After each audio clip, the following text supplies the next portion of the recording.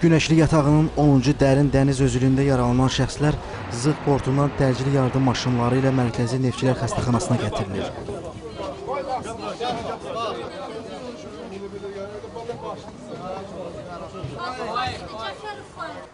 Axşam saatlarına dək klinikaya 30 yaralı gətirilib. Onlardan 22-si ambulator qaydada müayinə olunaraq evə buraxılıb.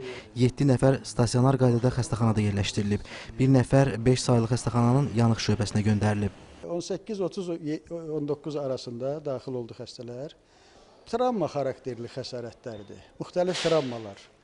Məsəl üçün, sınıq olanı var, kəllə beyin travması olanı var, qabırğa sınığı olanı var. Belə. Təxminən nə vaxt evə buraxıla bilər bu xəstələr? Onu yəqin ki, hələ müalicənin nəticəsi göstərəcəkdir. Yaralılar müvafiq olaraq travmatologiya və cərrahiyyə şöbələrində müalicələrini davam etdirirlər. Onların həyatı təhlükəsi yoxdur. Qayıqlara oturduq. Elə biz şimal tərəfdən oturduq, küləy də şimal tərəfdən. Çünki cənub tərəfdən otura bilmirdik ki, tüstü içəri basırdı. Şimal tərəfdən oturduq. Sonra oturduq qayığın içində, külək başladı qayığı oynatmağa. Bizim qayığı vurdu saldı platformanın arasında. Mənim başım tikiş atılıb, yəni kəllə travması deyildi ama. Hara dəyib, necə oldu, yadınızdadır? Necə deyəndə qayıqda oldu hər şey, yəni külək rəhbər qayığı çırpırdı. Yəni biz onun içində elə bir yerlədirdi də o yəni. Yəni adamlar bir-birinin üstünə düşürdü. O yumru qayıq da ispasatinli qayıqdır.